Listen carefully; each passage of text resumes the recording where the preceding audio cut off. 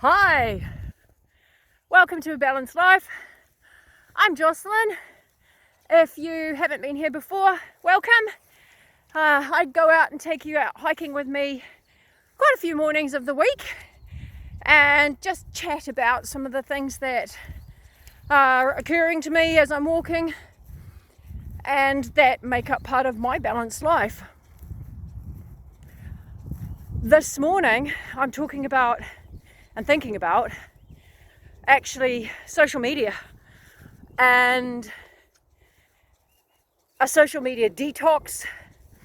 It kind of follows on from this week's Substack post, which I did about our environment.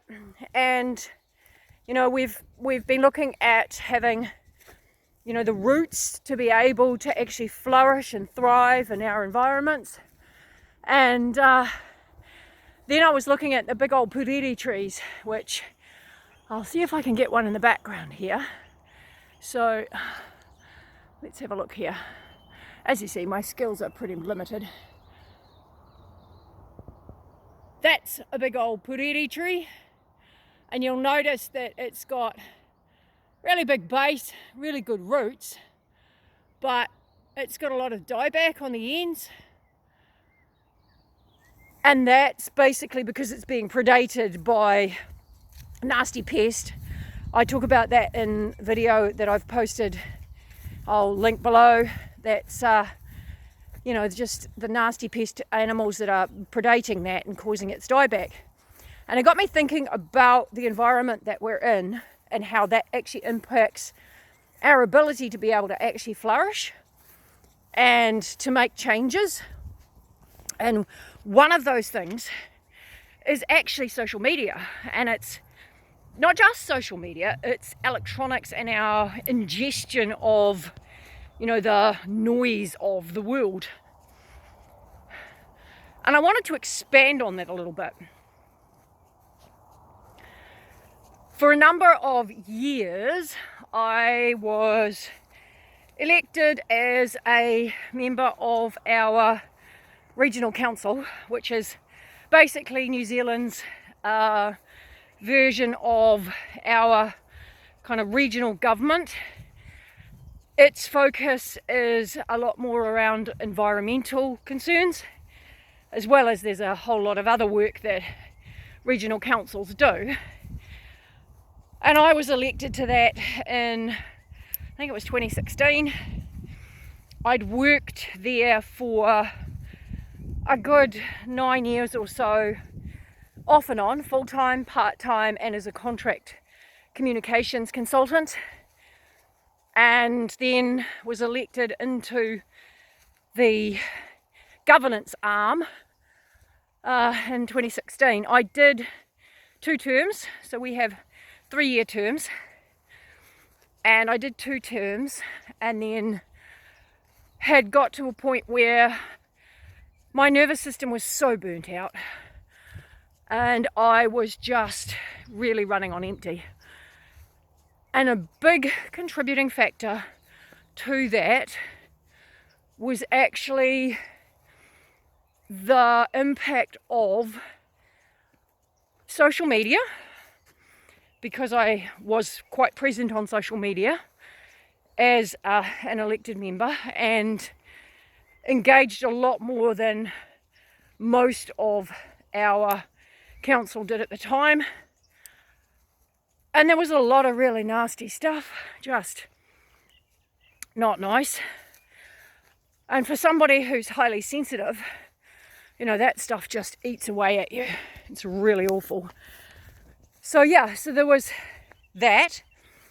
And then there was the constant emails, a lot of abusive emails, and there was sitting in front of the screen, because we went through the COVID era. We did a lot of our meetings and everything were online, which actually suited me because I didn't have the energy of other people around me actually impacting me as well. And that made a monumental difference to my nervous system too. But just sitting in front of electronics consistently for hours and hours on end, we're not made to do that. So that really impacted as well. And then I went into running a small business with my husband, and we were building beautiful architecturally designed environmental small builds under 30 square meters. Absolutely beautiful. However, again, I was running the social media and marketing side of things and working really physically as well with the stress of all that. By the end of 2023, we decided to close that business, and my hubby went back to teaching, and I was so burnt out after a lifetime of struggling with nervous system imbalance and the effects thereof that I just quit everything. I basically stopped, and that included turning off social media. I'd already stepped away from watching anything to do with the news, and basically switched off from the world in terms of, what was going on worldwide. My general thinking at that stage was I'd spent so long trying to make a positive impact through the work that I was doing with the regional council, and really feeling like I was banging my head against a brick wall, and had got to a point where I was just thinking, well, if I've got no impact over it directly, then what on earth is the point in stressing my nervous system out and watching things that really I have no impact on, and all I can do is what I'm physically able to impact in my own world, in my own environment. And that comes back to how I want to live. And I don't want to live beholden to, social media and somebody else's interpretation of the world and of what I'm saying and all of those things. And I get the irony. This is on social media. I do get the irony. I've slowly come back to it, and it's now part of my balanced life. So it's part of it in terms of that whole philosophy around putting into the world things that I hope are helpful to other people and that have been very helpful to me. They are part of the learnings I've acquired over a lifetime of trying to figure out why I was always unwell and balancing a completely unbalanced nervous system. So that's kind of where I've got to now. And social media is a beast. It's not there for your entertainment particularly. It's actually there for selling things, for marketing. The media really isn't about news.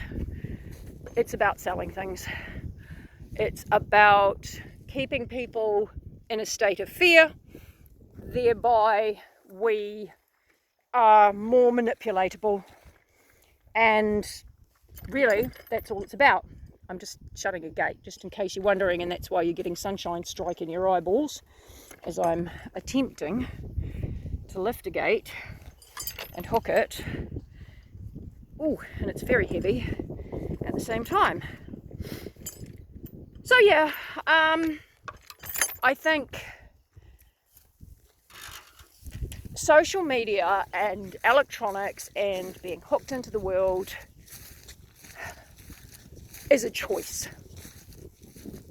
I read a comment this morning on my Substack note about this, which is hilarious because it's garnered more responses than anything else. It's obviously something people are really worried about, and yeah, saying, well, yeah, good try, I'll get left behind.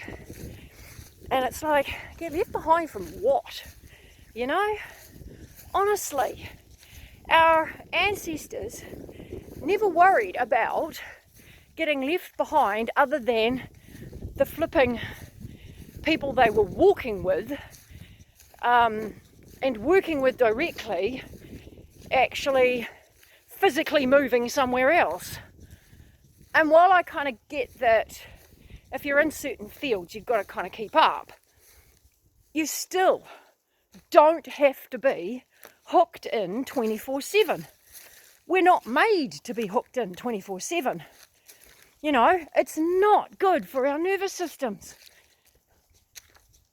Learning how to moderate that, to moderate our exposure to social media, to moderate our exposure to electronics, and to actually get back outside and connect with our bodies and with nature is a process. You can do it the way I did it and completely unplug and then slowly integrate it back in, which really is not going to suit everybody by any stretch of the imagination.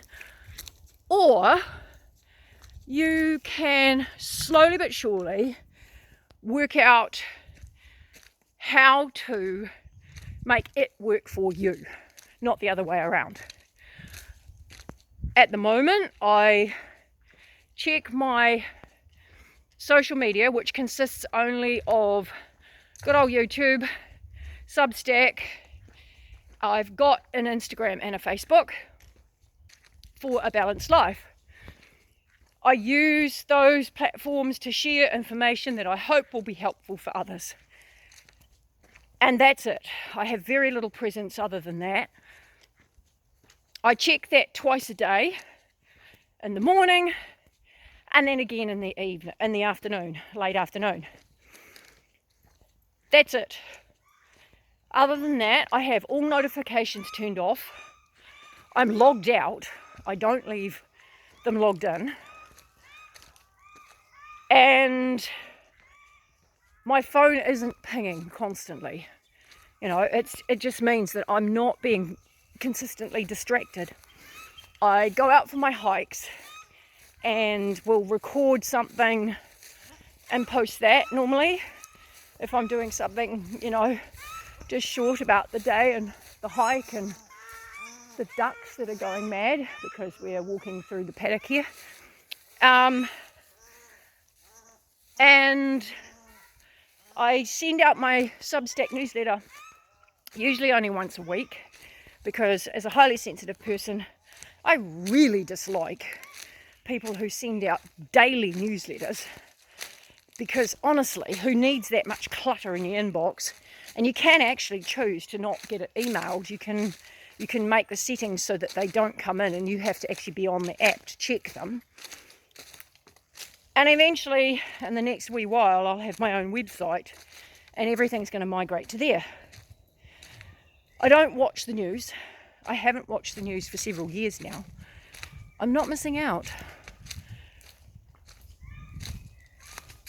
And I limit the amount of time that I am in front of any form of electronic device.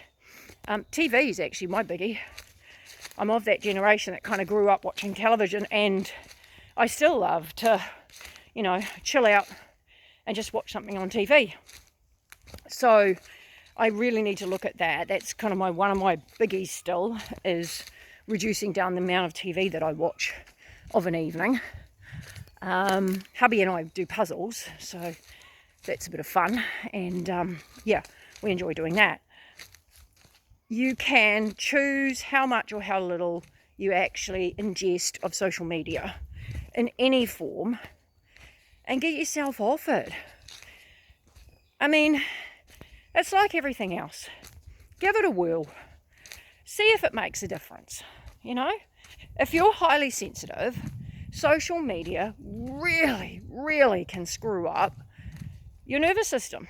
And that's all there is to it. And then you're just constantly wound up, which means that you are shorter-tempered with others. You fry yourself much more quickly in terms of your energy levels. You're ingesting so much information already as a highly sensitive person that then when you get onto social media and or any form of media, you really are just overloading your nervous system so badly that over time it will wear you down. It wears down your energy levels, something chronic. That's really all I wanted to say. So it's kind of a ramble. Sorry about that. If you stayed with me this long, thanks.